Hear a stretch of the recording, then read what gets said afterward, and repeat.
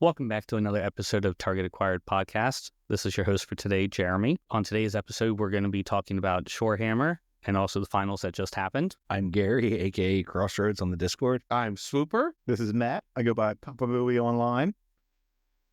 All right, welcome. Let's get started. So first up, Shorehammer, great event down in Ocean City. John, aka Swooper, was the one that was hosting the events down there. We had a singles and a doubles tournament going. Let's start with the singles. Gary, how'd yours go? So it went well. So just for a little bit of background, in case you didn't listen to the last episode, for the singles event at Shorehammer, we made up lists for each other. I made up the list for Papa Booey. Papa Booey made up the list for Jer Bear. Jer Bear actually made Swooper's list, but because Swooper was unable to play, he was running it, I actually took Swooper's list, which was A-Force. So going into the event with A-Force, couple big things. I did not have any of the good A-Force tactics cards. There's A-Force tactics cards? There is, especially when you have things like Wasp that fly and you'd be able to deliver She-Hulk into the middle of the board. But no, I had no special delivery. It was basically riding on the back of Squirrel Girl, Miss Marvel, She-Hulk, most of the games. 2 of the games I brought in Black Widow 3. 4-point Black Widow, by the way, if you have not played her, is an amazing character in this game. I've heard about her. I've had her used against me, but I have not had a chance to use her up until this point. It was amazing. She really actually can put out quite a bit of damage. So my first round, do you want to go through all 3 rounds, or do you want to go round circle round 1, 2, 3? We can go over all your rounds, Okay. and then we'll go over to Matt afterwards. Round 1 was against an opponent. His name was Bill. He was playing Daredevil Defenders. We played on Paranoia and Extremis at 16 threat. I ran Squirrel Girl, Crystal, She-Hulk, Miss Marvel. I can't remember fully who he ran. I know he had Daredevil, and I know he had Silver Sable. What it ended up boiling down to is he needed Silver Sable to do 1 damage into Miss Marvel. He had 2 shots to do it in, and he whiffed on both attacks. It was quite unfortunate, but it let me score out the game, so I ended up winning that one on points. So 2 things with that game. First, how did Miss Marvel do? Because I haven't really been able to see her on the board too often. Miss Marvel, she does have a throw, which allows her to put people up a points, which is nice. I believe her throw is limited to size 2. But she is very mobile because she gets the large position, so she places herself within 1 when she transforms to big, and then she always transforms back at the end of the turn, so she gets another place 1. So with the 2 medium movements, she actually has quite a distance that she can move. She doesn't put out a ton of damage, but with the throw and the places, she's actually quite mobile and can help you really score out points. And then my second question was, I really want Silver Sable to be good. Was there anything interesting that happened during that game where you said, that's something unique that she did that I wasn't thinking about? Or was it just kind of, nah? Not really unique. I mean, Silver Sable will do quite a bit of damage to you, especially with headshot. If you're not paying attention, she'll really put a hurting on you. The other thing is giving out extra dice to everybody. She's not a bad character. I mean, I've seen her. This is the second time I've played against her.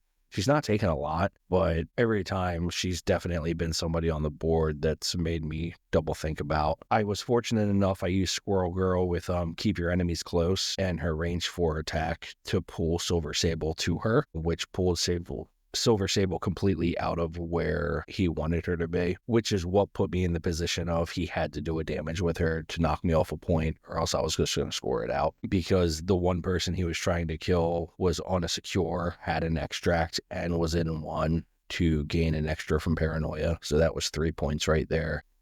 But yeah, it was a good game. And like I said, it really came down to that dice roll. And it was a weird game because neither one of us really spiked high. The whole game was like us rolling average or whiffing completely. There was a lot of dice rolls, especially with like She-Hulk, where I'm like throwing 10 dice, where I'm just like, yeah, nope, I got like 1 hit. And vice versa with him, that big one with double attacks, with Silver Sable being the biggest. Going into my second game was against a gentleman by the name of Rune Blazer on the Discord. He brought in Weapon X using X-23, Logan, Sabretooth Apex, Deadpool, and Domino. I ran She-Hulk, Miss Marvel, Squirrel Girl, and 4-Point Widow. It was 17 threat on Hammers and Infinity. The game was very back and forth. I did have concerns in the beginning. There was a couple misplays. I was able to run away Black Widow with one of the hammers. Instead of running Logan to her, he was trying to play points where if he would have just ran Logan into her, I think Logan would have took her down. It really did go back and forth. I mean, it ended up being 17-13, so it was a pretty close game. It's just, I think, a little bit of placement issues on his behalf, and he ran Sabretooth across the table. So he wasted almost an entire turn with Sabretooth trying to get across that I think let me be able to squeak it out in the end. What was the play style with X-23, since she ended up being the leader, which it's kind of interesting to see that would be the pick for leadership versus Logan. Yeah, so it ended up X-23 and Deadpool were on the left-hand side. So when you look at Infinity, it's the B shape. So you have the left side and the right side. Left side was X-23 and Deadpool versus Squirrel Girl and She-Hulk.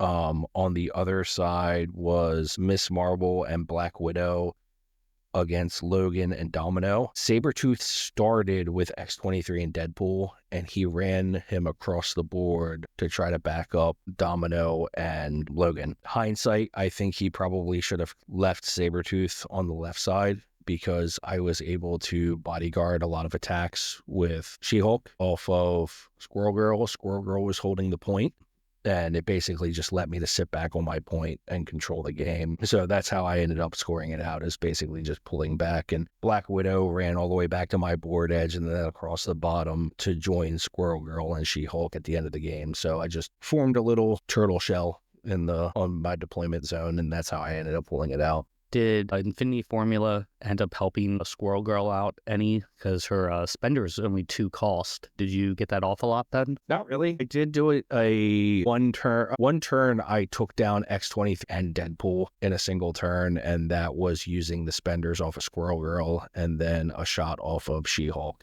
But after that, I mean, I wasn't really trying to win via attrition. I was trying to win off of points. So because there's so many times that She-Hulk, you try to swing with her and you just end up whiffing completely. So it was more so just trying to keep her power for bodyguards and just going off of that. Okay. My third game was against Paul from Pennsylvania. Paul's a great guy. I know he enjoys listening to the podcast, so hey there, Paul. We played Hammers and Infinity again, 17 threat again, so my second and third round were exactly the same scenario. I played Squirrel Girl, Black Widow, She-Hulk, and Miss Marvel again. He played Miles, Carnage, Black Cat, Spider-Woman, and Deadpool. The end score ended up being 16-12.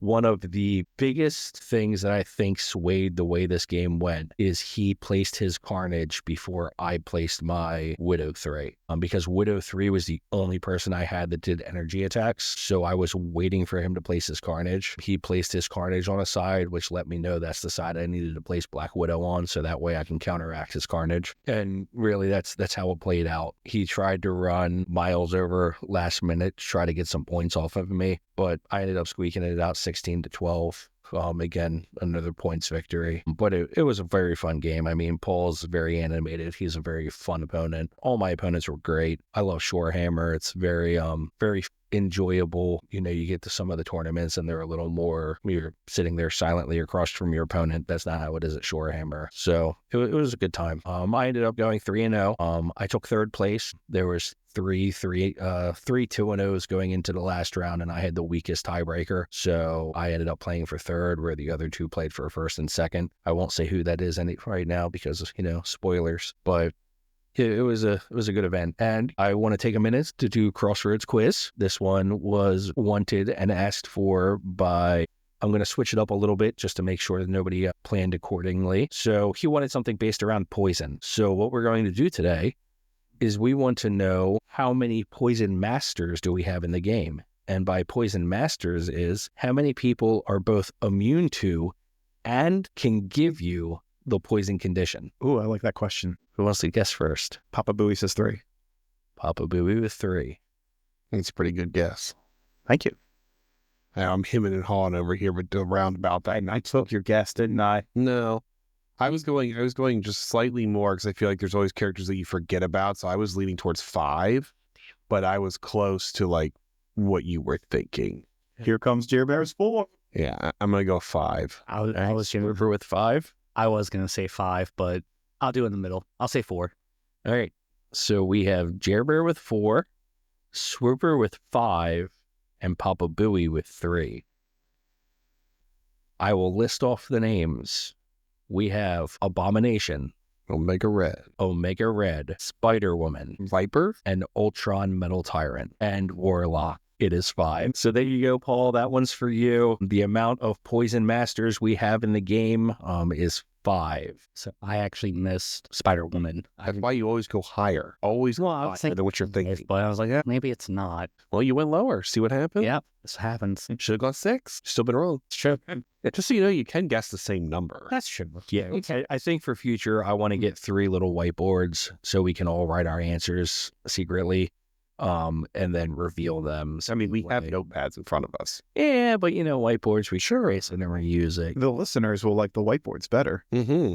It makes it feel more efficient. Oh, That's it for my Shorehammer singles. well, so at the end of all of that, was there anything you took away from playing A-Force? Like anything interesting or anything that maybe changed the way you play? Yeah, I need better tactics cards. Okay, besides the things that we did on purpose to mess with you. Gary's doing his best right now to make everybody think he has the worst list. Oh no, I don't have the worst list. Jeremy, the worst list. Oh, so true, so true. No, I didn't have the worst list. I think character-wise, it was well. I did try to make Crystal work in my first round. I'm not a fan of Crystal. I think she has a great kit. I like the long movement, but just in general, like the dice aren't there. I don't think it does enough to be useful. I'm an Inhumans player, and I'm over here agreeing with you on all that. I would have took Wasp if I would have had like PIM particles or special delivery or something else to go with the kit. But in general, I think, you have to take She-Hulk. Black Widow 3 is amazing. Squirrel Girl, she's okay. I never used her Tippy Toe. I never sent Tippy Toe out because I think the 2 rerolls on defense is worth way more than hexing your opponent, basically. She's just not worth it for a 4. She's really not. There's too many other options for 4s that are just so much better than her, and she suffers from the same thing like Ant-Man does, where she's an Avenger and she's an A-Force member. Yeah. So you're never going to splash her because there's no reason to splash her. And I think the reason she made 2 of my lists is because she had the keep your enemies close tactics card, and I was really hurting for like good tactics cards to bring. And having the range 4 with the tactics cards was nice because that gives me, so keep your enemies close. If you attack somebody within 1, they don't get defense dice. If you attack somebody outside of 1, you place them within 1 of you after the attack. So having the range 4 attack, it let me pull somebody range 4 to me. So it really allowed me to help maneuver the board a little bit. It's a good way to snipe someone too. It is. That, like, not thinking that you're going to get pulled that far back into an enemy line. Correct. And get beat up, so. Correct. And like I said, that letting me pull Silver Sable away was definitely helpful because who did he have? He had Luke Cage next to her, and he had that card on Luke Cage that lets him attack anyone that attacks him. I can't remember the name of the card right now. Heroes for Hire? No. The one where it's like if you make an attack into that person, somebody else can attack you. The Defender's card. Cover me. Yeah, he had Cover Me on Luke Cage. So it allowed me to pull Silver Sable away from him so I could focus on Silver Sable or focus on Luke Cage or without having to worry about Bodyguard with Luke Cage. It was a nice card, which made me bring Squirrel Girl. And honestly, Miss Marvel, I've never really played with, and I've been interested to see how she plays. So that's how she ended up making my list. But all in all, I mean, A-Force isn't bad. I don't by any means think they're top tier, but I don't think they're hot garbage either. And again, it was all 3 very good games, some very competitive games and fun games. And I can see where all 3 games could have swapped at a moment's notice. So all in all, I was happy with the way it went. Good. Cool. All right. Papa Booey, how'd your stuff go? How'd my first game go, Jer? For you, it went very, very well. Yes, it did. Yeah. So, it's in Who were you playing? my natural first opponent in most tournaments, which would be Jer Bear. So, Jeremy and I paired in our first round. We played, what was that? A 17-point game with Alien Ship and Intrusions. I was playing Sin-led Cabal. So I ran Sin, Crossbones, the new Zemo. What is that? What's his name? Baron Helmet Zemo for that card? Either way, the new Zemo. Hood and Winter Soldier Operative. Jeremy ran Captain America, the new Captain America, Vision, Scarlet Witch, and he also had Winter Soldier Operative. I don't remember exactly how round one went, but pretty much I think I spread over the middle of the board and you kind of went heavy on one flank, and a couple lucky dice rolls on my side on both offense and defense left one or two of your people dazed over there. So Very good tactics card use. very good tactics card. Oh yeah, sending that Incinerate out on everybody with some illicit tech. And then from there, the rest of the match is pretty much just keep away. You know, I didn't really want to go toe-to-toe with anybody in any of my games. So I played a good keep away game and then just danced around the board.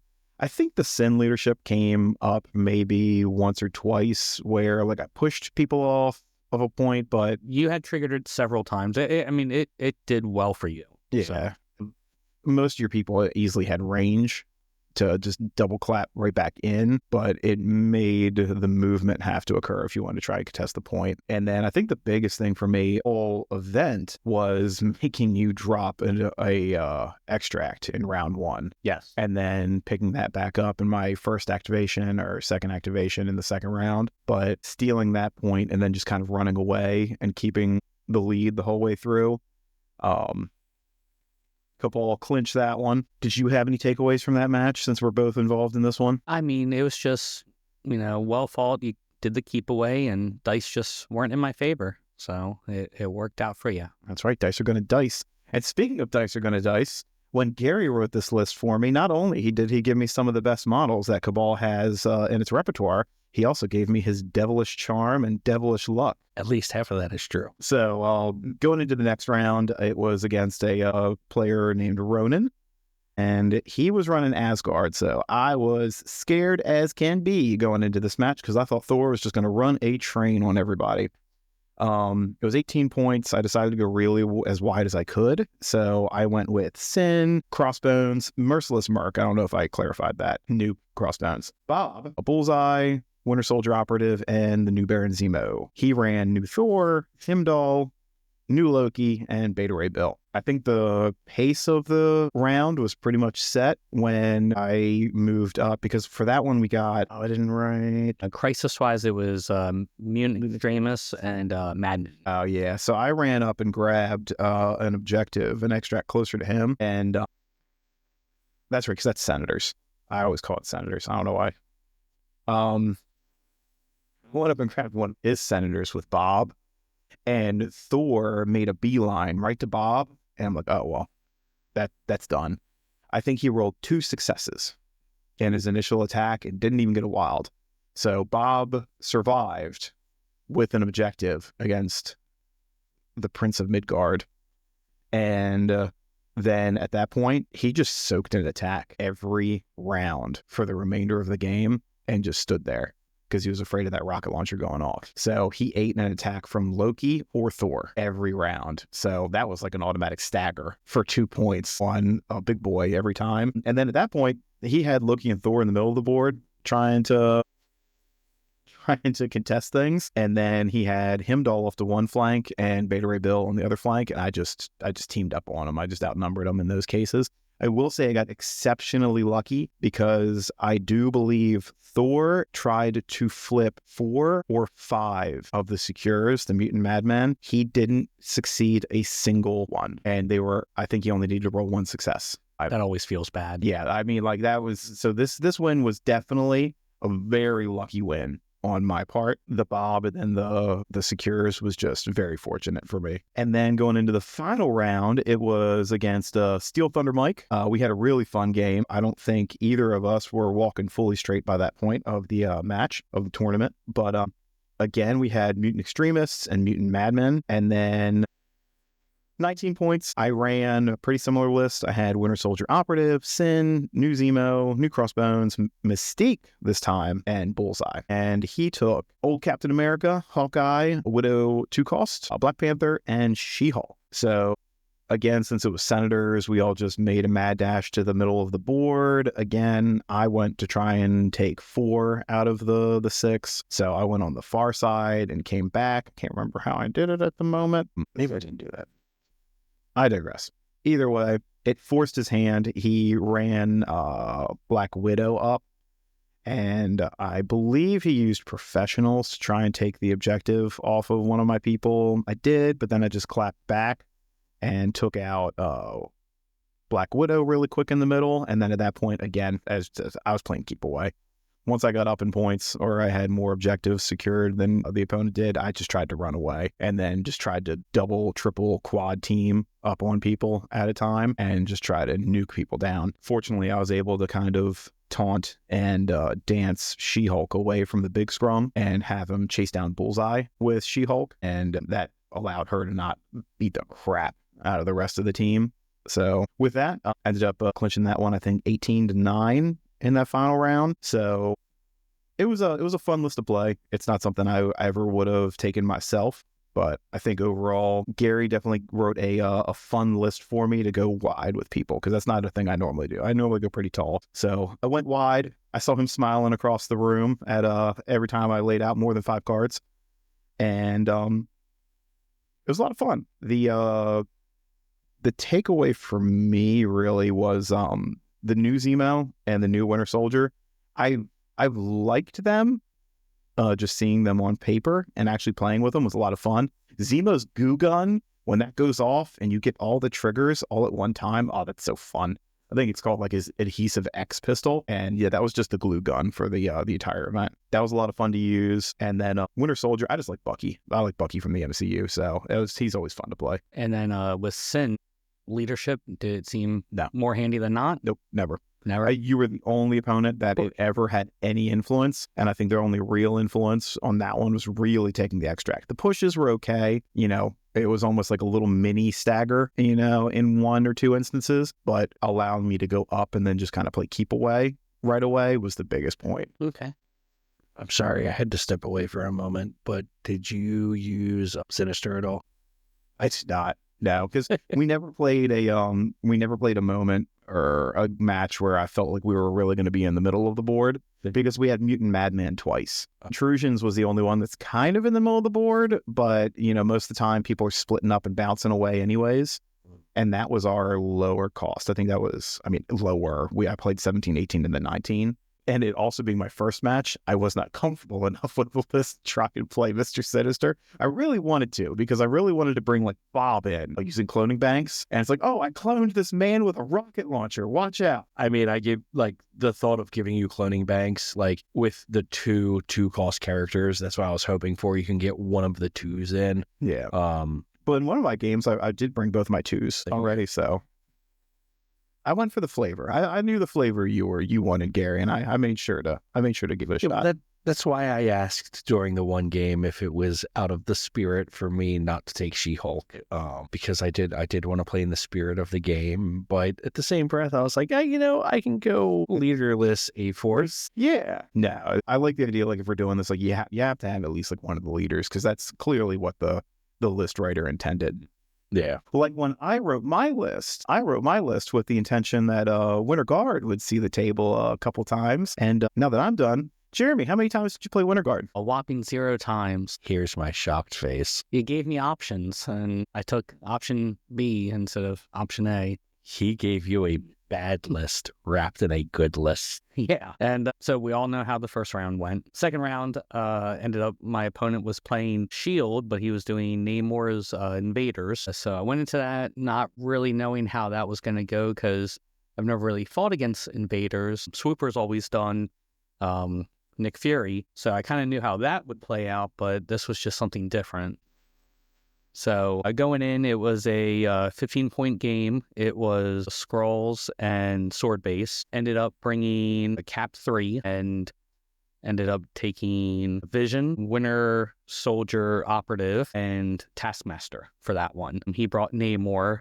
I believe he had Zemo with him because he was trying to get all the rerolls he could. And unfortunately, forgive me, I forget the others that he ended up bringing with him. They were the scary ones on the board at the time that I was mainly focused on. But as far as the round went, ended up having a 19-12 in my favor. The game was very back and forth. The sword bases, honestly, it was just that predicament of he would roll and not be able to get it from somebody. So there's a lot of failures on trying to flip the objectives. I think at one point, Taskmaster and Zemo were duking it out with swords on one of the points.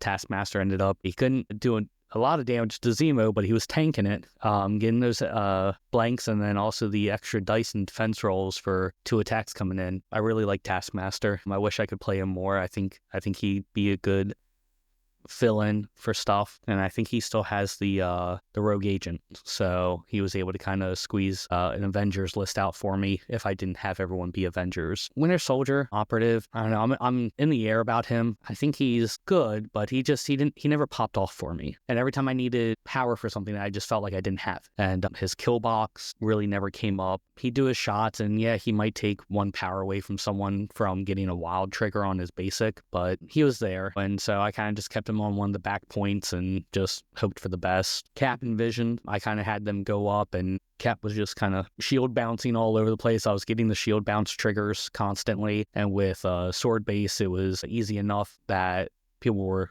bunched up close enough to each other to get the bounces to go off all the time. Vision by far had to be MVP of every single game I played. I know everyone had him up high back in the day, and then he's kind of fallen from grace, but he's really good, and especially, if you have to take him where you're taking Avengers. I could see just him being one of the staples you take to make affiliation. He does a lot, and that beam, and then being able to sap power off of people with the beam is really good. So yeah, so that game kind of was, again, it was a fight back and forth, and overall he did great. Namor was a little tricky to deal with, especially with being able to do his spender and try to drop objectives off of me and all sorts of stuff. But the dice just diced. Going into round 3, that was the scary one. What was the final score of the? So for round 2, the final score was 19-12. So going into round 3, that was my scary one. So I was playing Asgard. It was Mighty Thor as the leader, though. So he ended up taking, it was a, you give me one. Who'd you play? Again, I went with Cap. So who was the opponent? The opponent was Ronan. So went in, we did a research station and sword base. It was a 15-point game. I had honestly thought, because he did have Loki in his roster, I thought he was going to do, the trifecta, the Loki. The BLT. Yeah, I really thought that's what he was going to do, but then he switched it up. He went Midgard, Thor. He did Mighty Thor, and Sif was the third he took. And so that kind of took me by surprise. I had brought, for that match, I did Cap, Vision. I took Scarlet and Widow 1, so the 2-cost Widow. I figured, if anything, if he was bringing Loki, I could try to trade off with Loki with Scarlet because of the skulls situation, to try to make it at least be a little bit better if I ended up rolling them. But yeah, he surprised me with not taking them. The dice turn 1. So we got into round 1 of the game. He took Sif off to the left. He took Mighty Thor off to the right for the sword bases, and then he tried to have Midgard Thor go down the middle. Word jumble. There's so many Thors. And they took Midgard Thor down the middle to go for the researcher. So I took Vision off to the right, and I took 2-cost Widow to the left, and then I kind of just kept Cap back a little until I saw he was bringing Thor up. So I said, okay, well, I'll go ahead and I'll just take Cap up to the middle, and Cap can hopefully try to tank the first shot from a Midgard Thor, and it worked out. And then I had last activation of the first round was Scarlet Witch.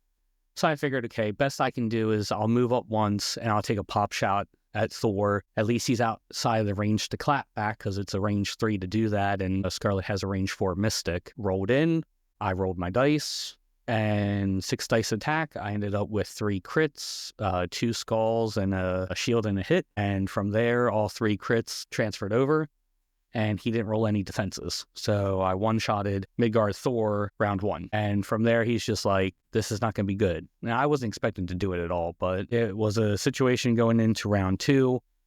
Now Midgard Thor had a lot of power. He had priority. I went, okay, this is where it's going to actually end up hurting now. Midgard Thor, he tried going into Cap, but Cap ended up blocking most of it. He did get Cap down to 1 health, and then one of the other, I think Sif came over and ended up dazing him after that. But as soon as I had flipped a Midgard Thor over, my priority at that point was just get him off the board and not worry about him ever after that. So that's what I did. I didn't focus on Mighty Thor. She was kind of off on one of the sword bases, and by the time round 2 came around, I had taken Black Widow back to one of his back objectives with her long movement and just grabbed it, and I moved right back to my objective on my side again. So I was just kind of bouncing her. She didn't really do anything all game except for capture objectives, and I left her out so people wouldn't mess with her. But yeah, it was a back and forth, just points ended. I think the turn 1 days of Midgard Thor just kind of snowballed it. That sets the pace of a game pretty strong. It was hard to catch up after that.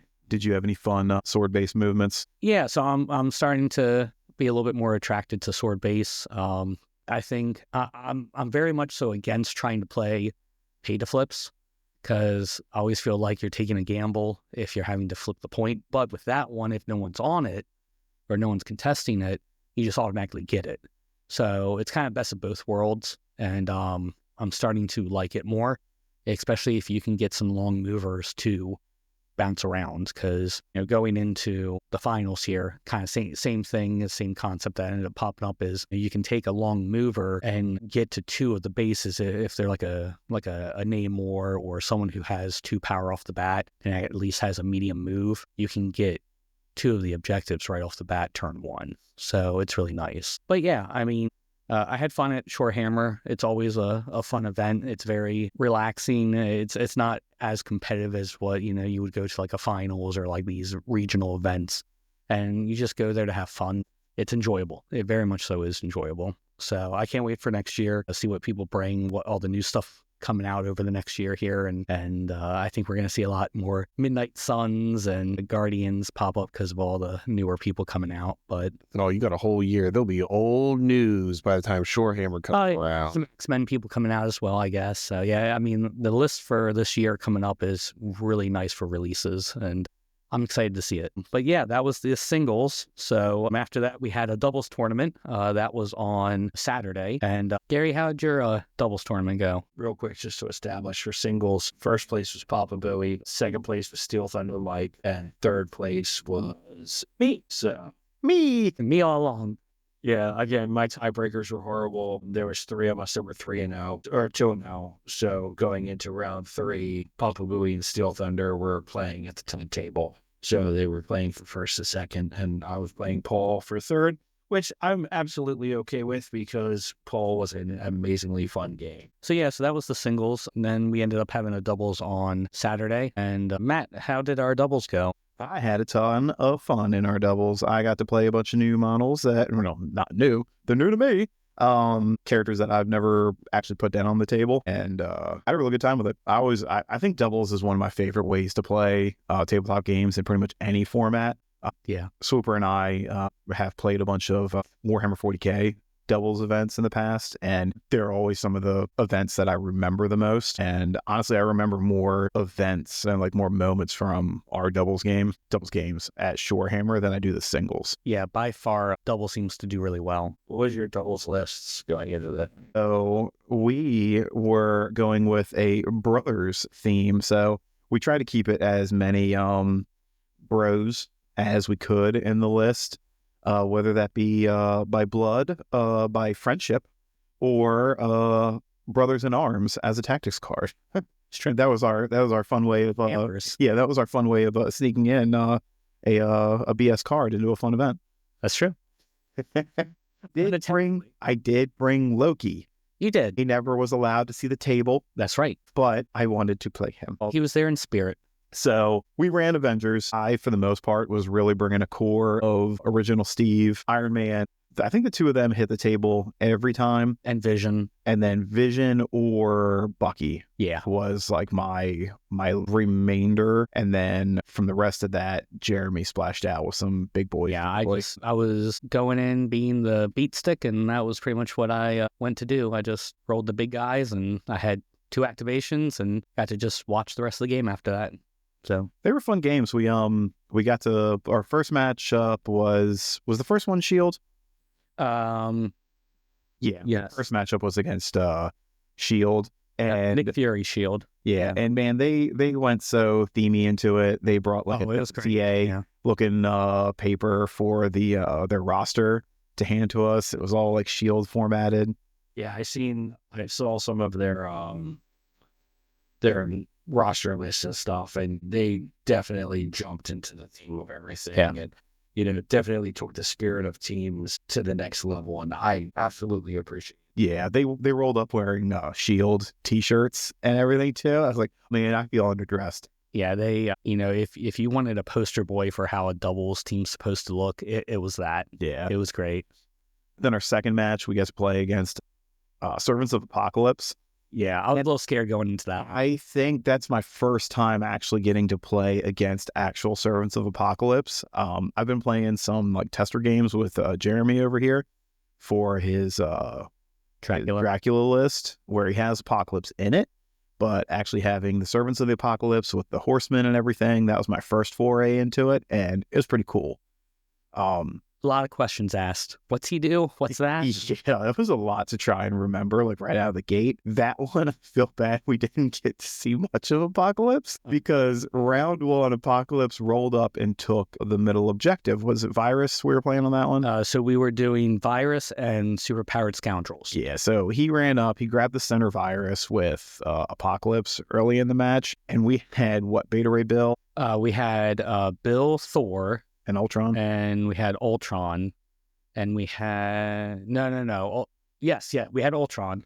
We didn't have Bill. I'm trying to think. Oh no, yeah, that's right, because it's more expensive. It was doubles. You have 4 more threat level added on to every game. So we went in with a 24 point buy-in, so it was 24 threat. Beta Ray Pill just rolled up and yeeted Apocalypse back to the whole back line for us, and it was just the first round was pretty much Ultron and his drones went full shooting into Apocalypse.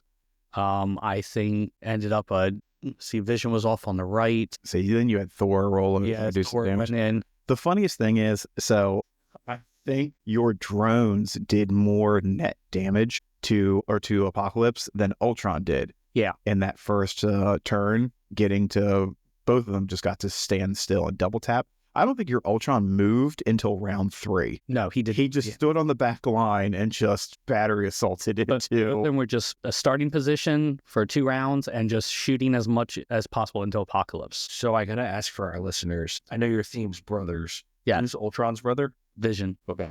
So basing it off of, I guess, the MCU. Yep, MCU. Yeah.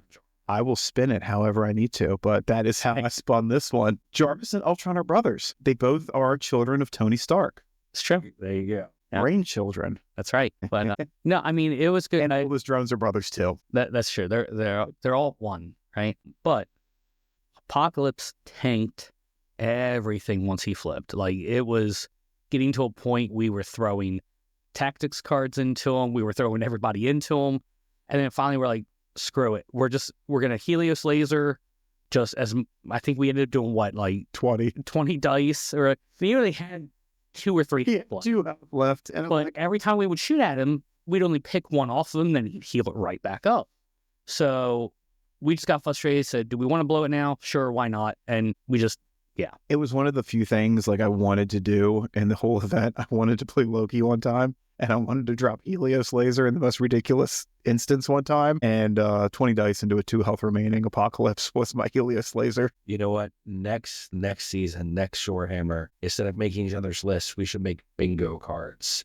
Bingo card. Oh, I love that. Okay. And have like random things like doing a 15 plus attack and doing like just some ridiculous things and seeing who the Hulk being thrown into a Hulk. Yeah.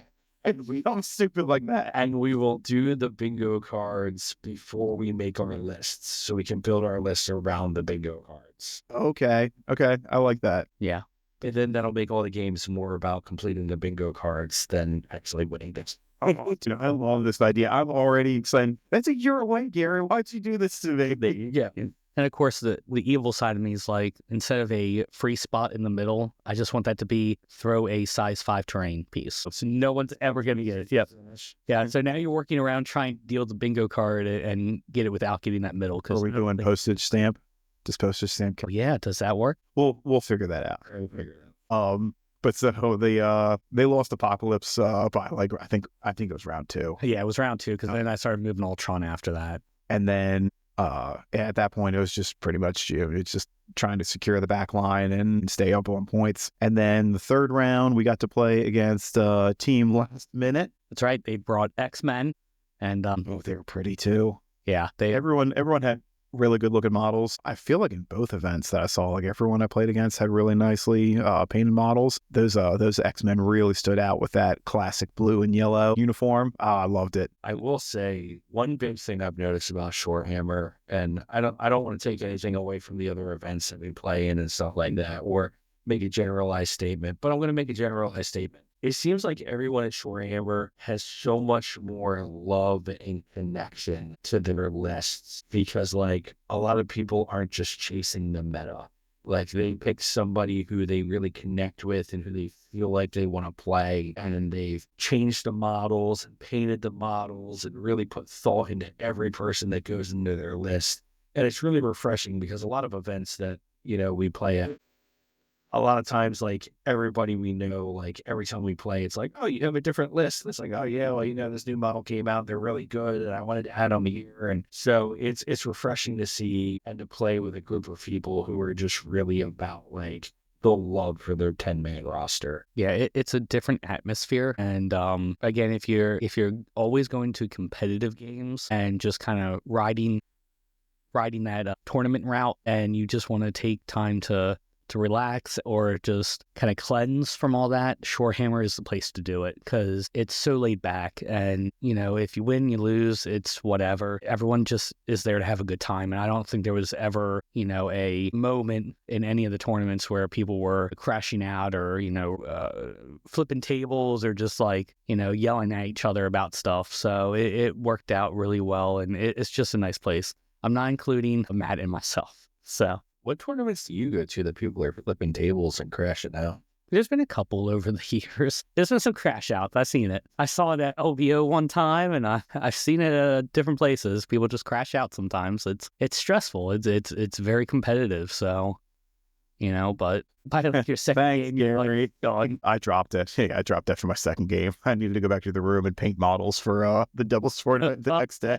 I almost got left on the sidewalk because the Uber driver thought I was that homeless guy. yeah. But we're like, no, stop the vehicle. He's with us. He's ours. Get in. But so our last game in the doubles against Team Last Minute, that was a really fun game. There's a lot of back and forth with that one. It's pretty much, you daze me, I daze you, you daze me, I daze you. And the entire game came down to literally one reroll of one die on Winter Soldier, because why?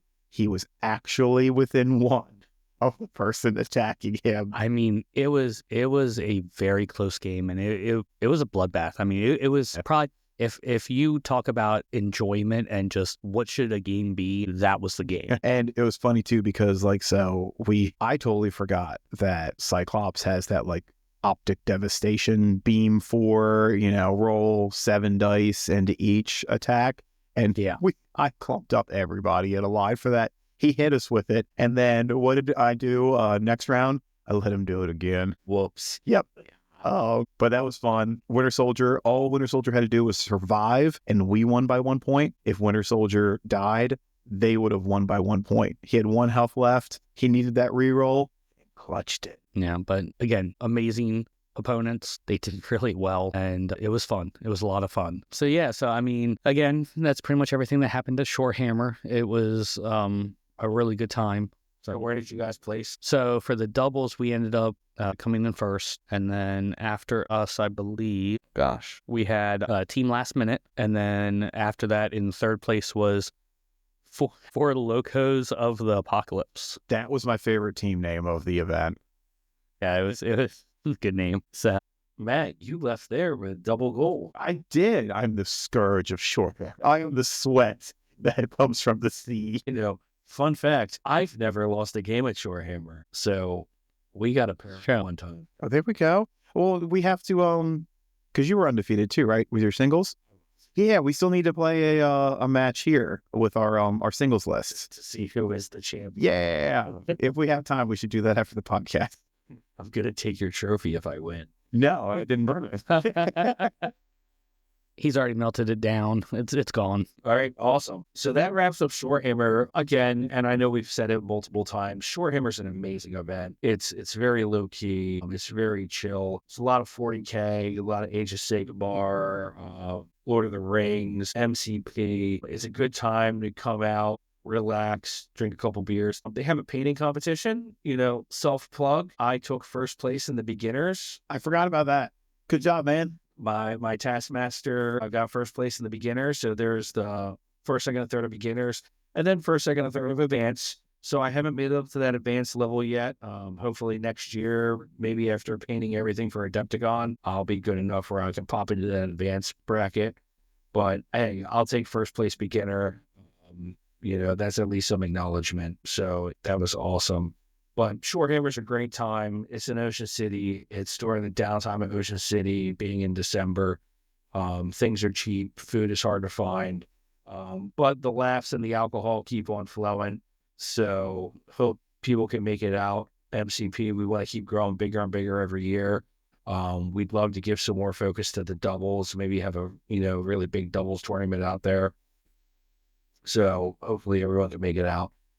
So next we're going to break into our championship. And I know I'm taking a little bit of the lead here, Jeremy. No, that's fine. I didn't participate in the championship. I unfortunately did not make the top 8. Missing 2 of the events really hurt me. And then I wasn't able to clutch it during the last chance qualifier. Papa Booey and Jer Bear both made it into the top 8. So this past Saturday, so yesterday, as of the recording of this, was the championship game where the top 8 came together and played out to see who was our season 1 championship for the 2024 year.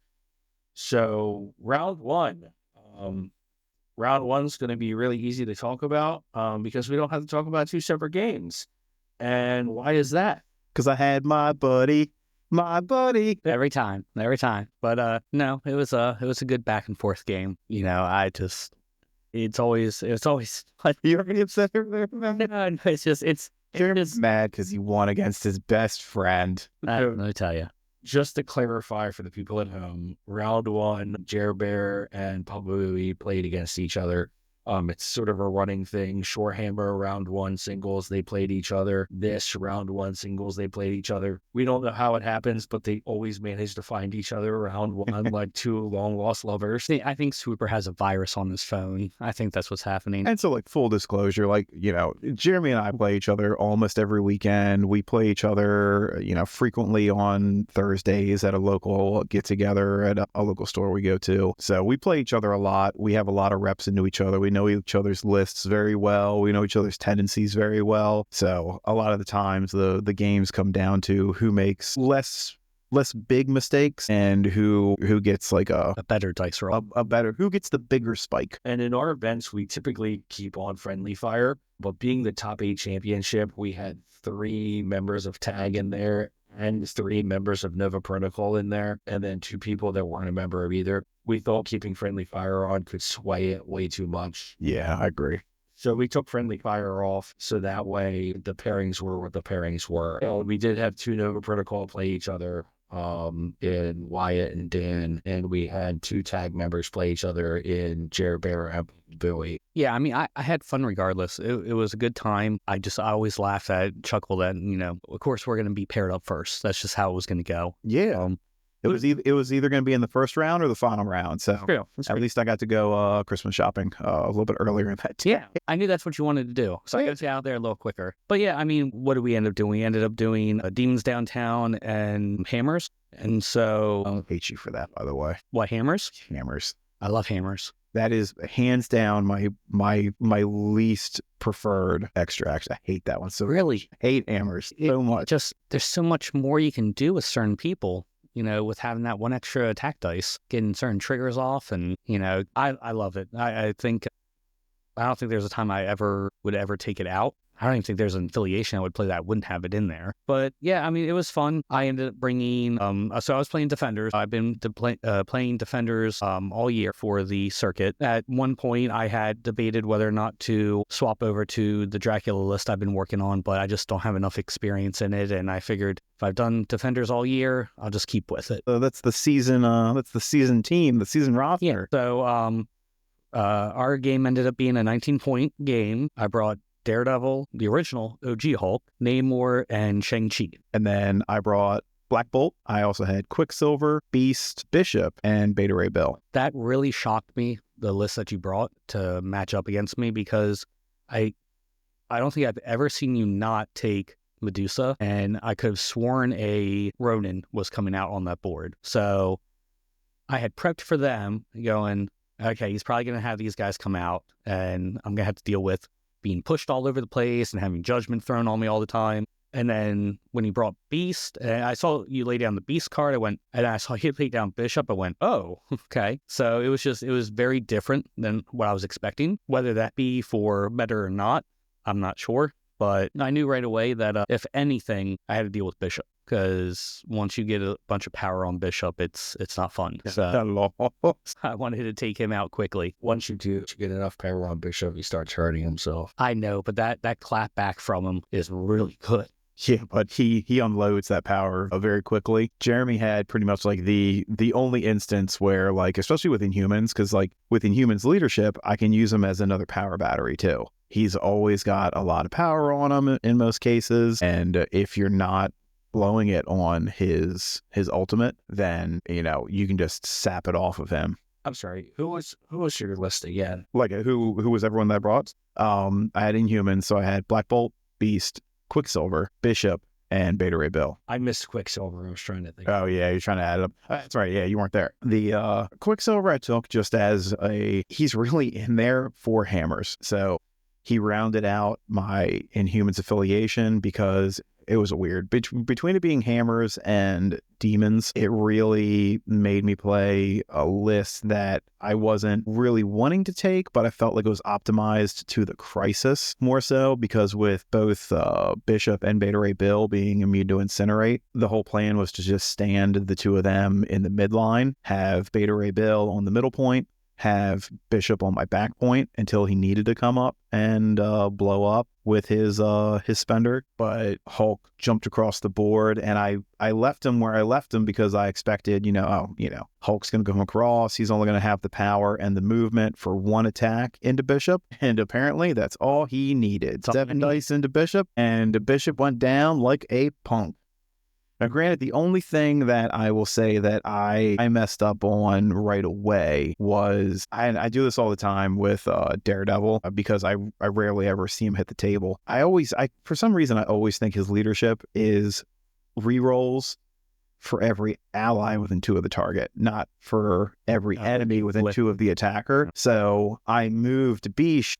That's Bishop and Beast. A Beast. I moved Beast back over to kind of like my nut I had on the back objective of demons. So I had Quicksilver, Beast, and Bishop all within like a little nice wrapped package for you to get 3 rerolls when you moved up.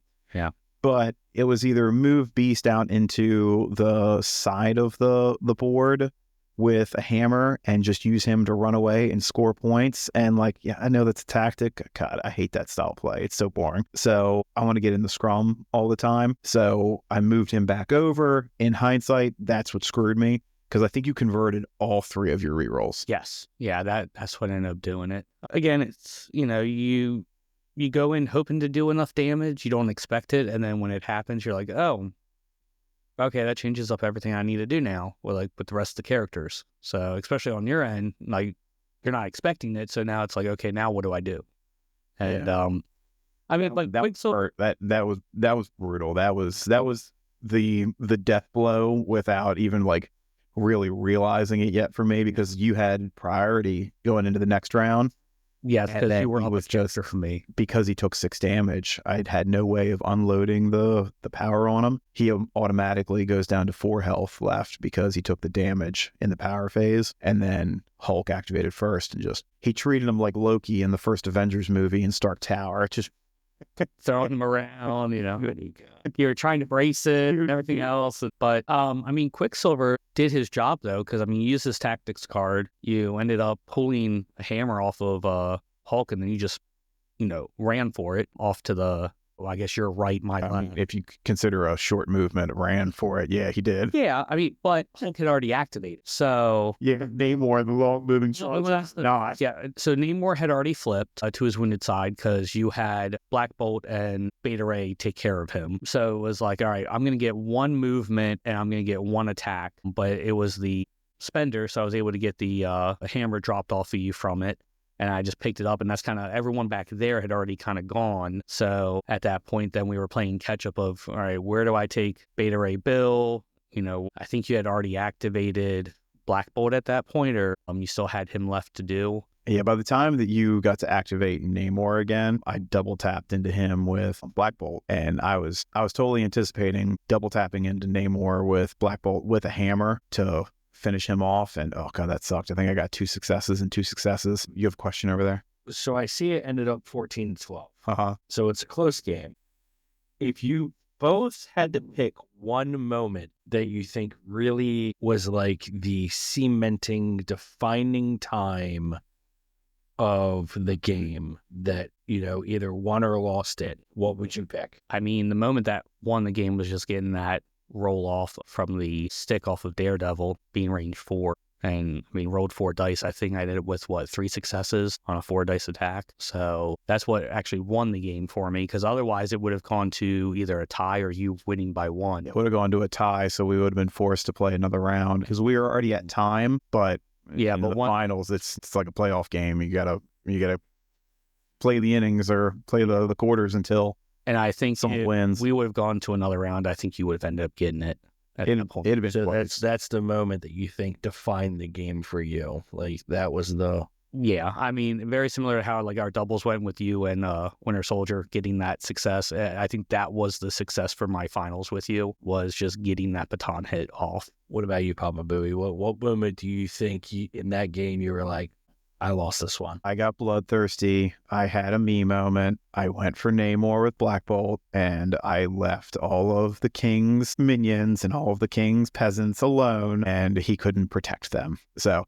my biggest mistake was trying to move Black Bolt out onto the flank to take care of Namor. Now, granted, it was a gamble. If everything went the way I expected it to go, he handled Namor in 2 rounds. Namor's off the board, big win there. But it didn't go that way.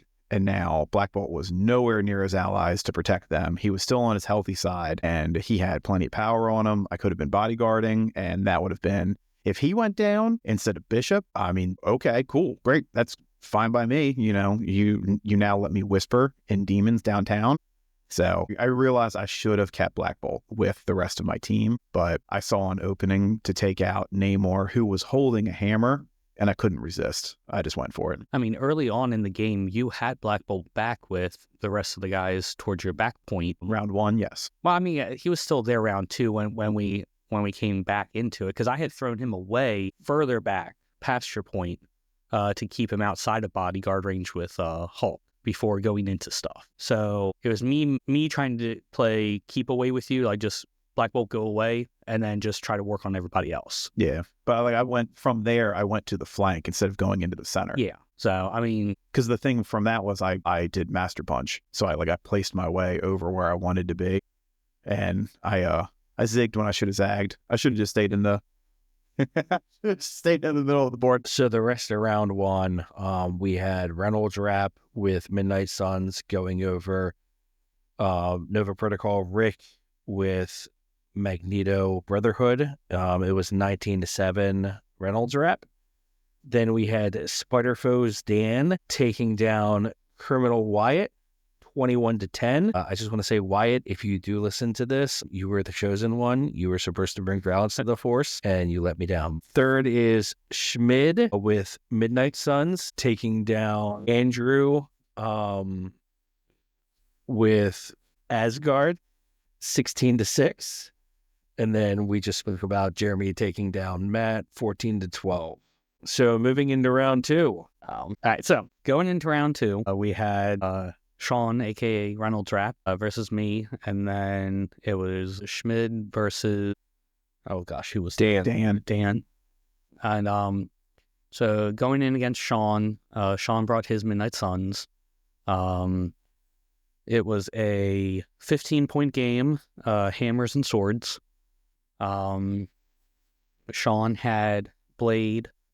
He also brought Immortal Hulk, and for his other, I guess that was his 4 cost, was Nick Fury. That's who he brought. I ended up bringing Daredevil, OG Hulk again, and Namor. They seemed to do well on Hammer, so I wanted to keep Namor around for that. I mean, it was a good back and forth. Starting out, obviously, the 2 Hulks were down the middle. Figured we'd end up getting the hammers easily enough, but Sean ended up pulling a move I didn't think about, which was going off with Immortal Hulk to my side of the board and grabbing my hammer. He used one below all and the bump from Blade to be able to make it. Plus 2 moves. Plus 2 moves, yeah. And it got all the way across. I was surprised how far you could go with it. So he didn't need the bump, right?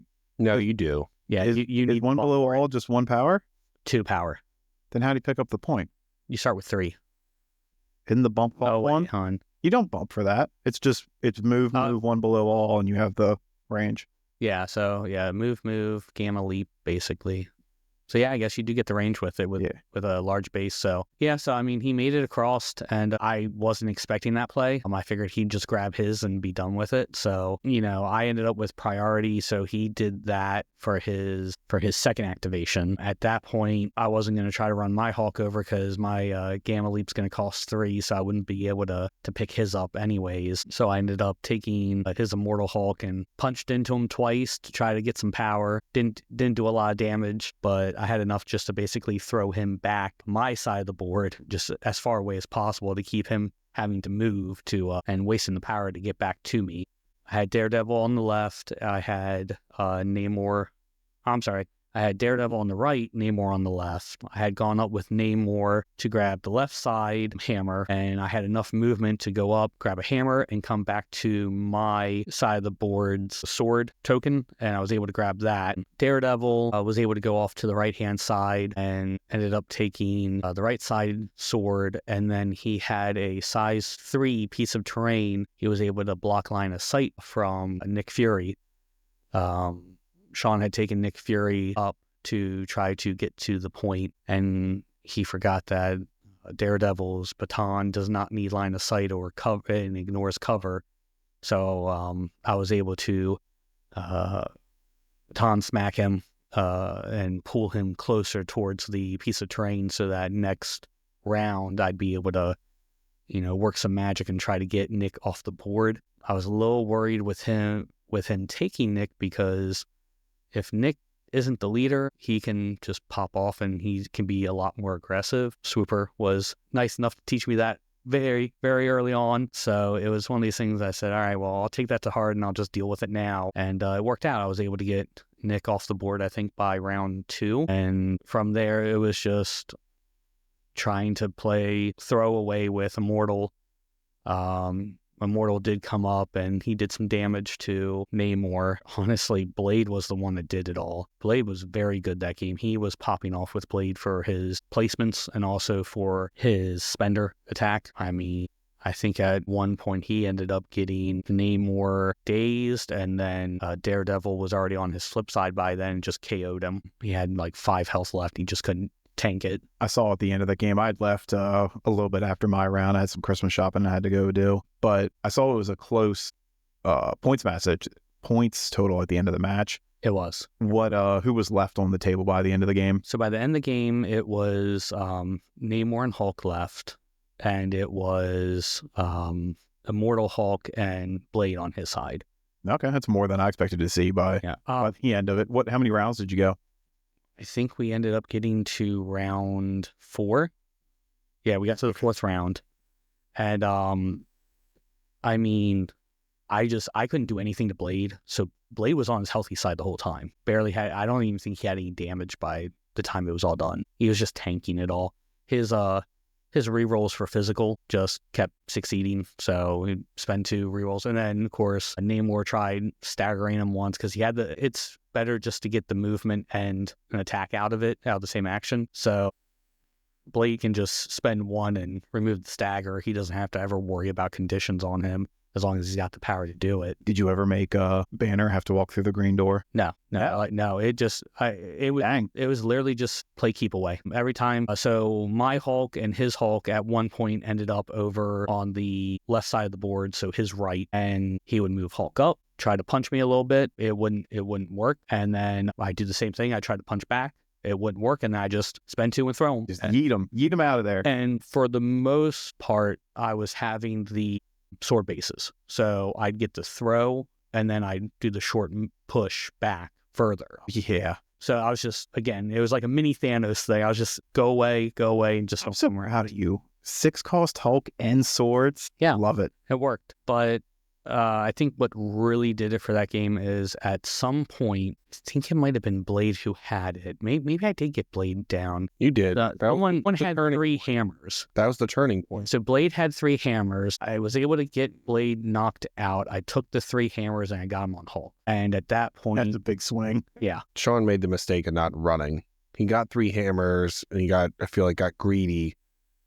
He took out, so Blade had an excellent activation. He activates, he dazes Namor, takes his hammers, and then has the 3 hammers on him. And instead of running away with the second action, like bumping and getting the fuck out of there as best as you could, he decided to go and murder Daredevil and just straight up KO Daredevil, which is good. Get rid of him. That's great. But Namor was dazed. So if he would have just ran away with Blade, Daredevil was the only person who could have chased him to catch him. And I don't think he would have been able to, because the distance they were apart, Daredevil would have to spend an action to move, and then maybe would only be able to hit him with his baton, so only 4 dice. Granted, Blade was on 1 health, so if he got lucky, Blade would have gone down. I mean, the flip side is, though, even if I didn't get the damage through, if I got the hit through and pulled him, and I pulled him close enough to be within 2, I was on my flip side. I could have gotten the extra strike attack into him. Sure. To try to hit him. But those are all ifs and ands. Yeah, and he should have. That was the correct plan, not to sit there and try to tank a Hulk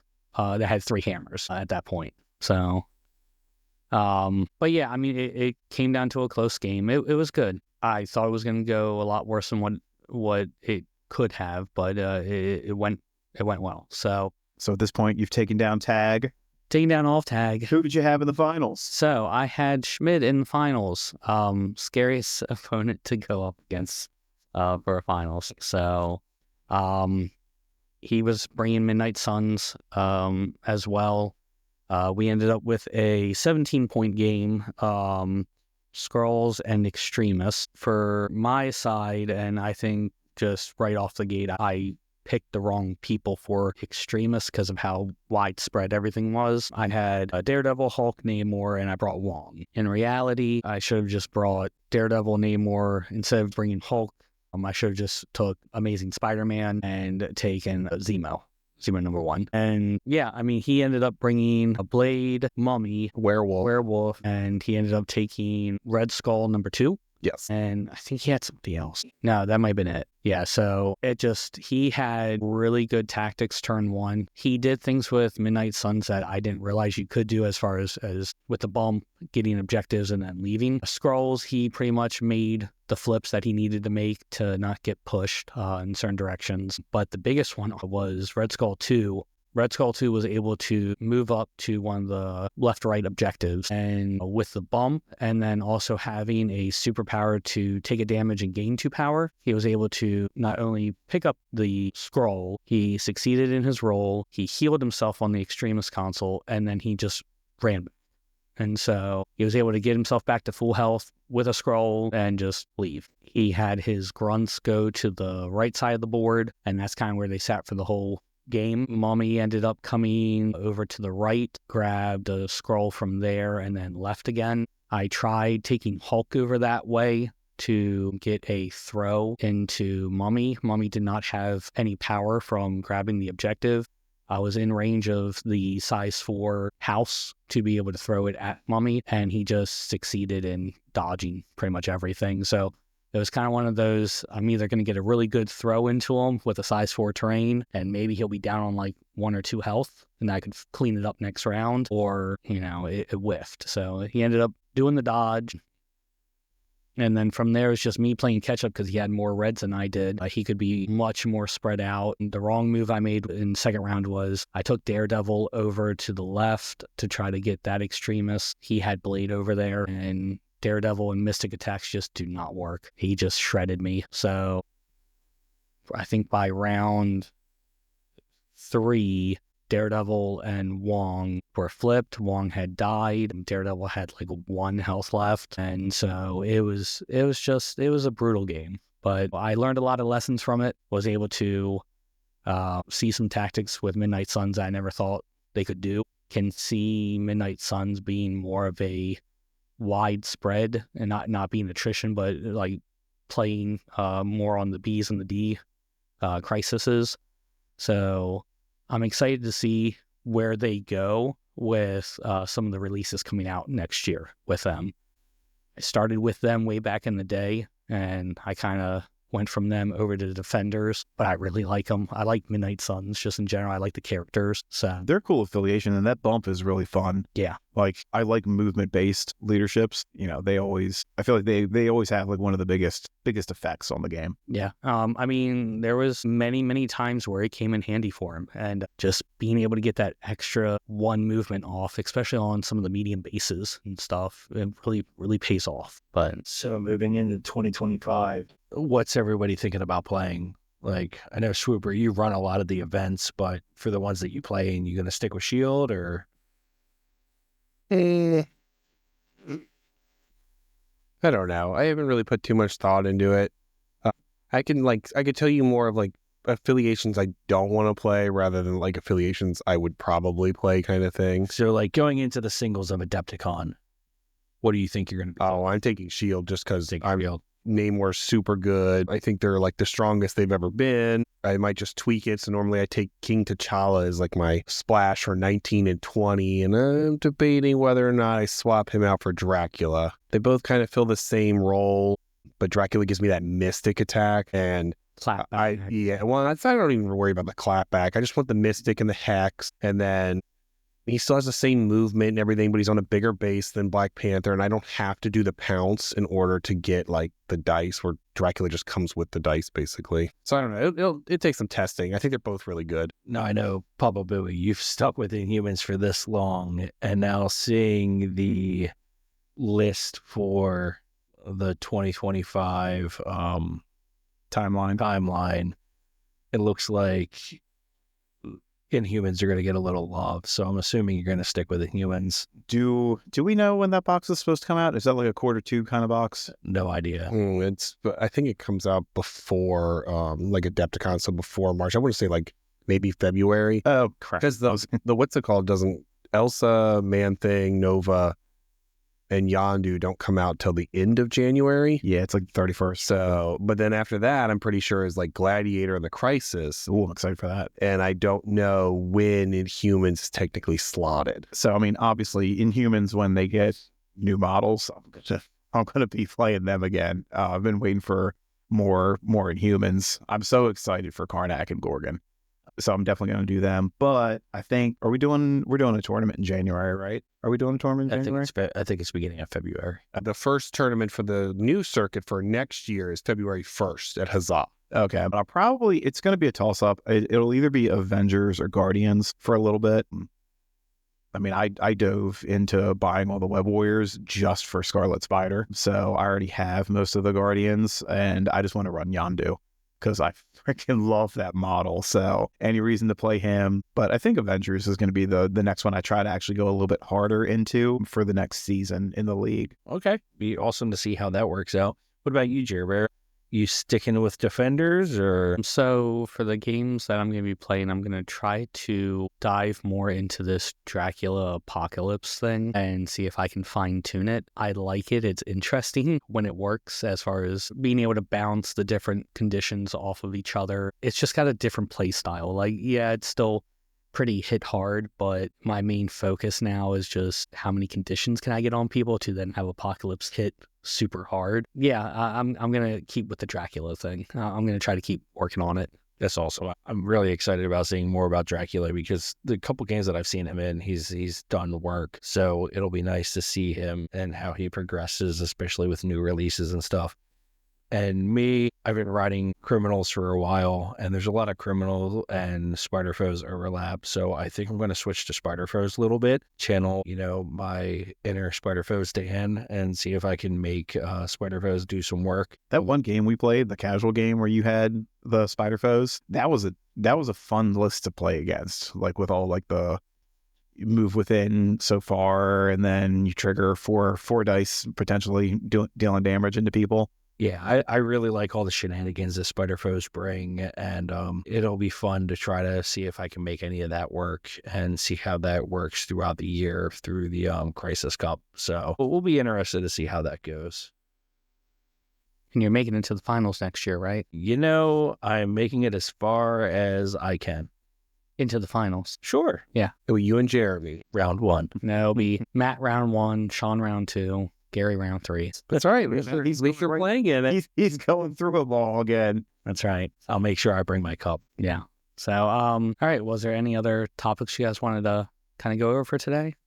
All right. So, Gary, you want to send us out? Absolutely. So thank you again for joining us on another Target Acquired podcast. We appreciate the listen, and we hope that you get into some of the discussions. We have a Discord and a Facebook. And again, we run a lot of events locally. So if you can make it to any of the Crisis Cup events, or if you can make it out to Shorehammer, we'd love to see you. If not, leave us a like and a subscribe, and any comments that you'd like to see us address in the future. And we'll talk to you then. Thanks. See ya.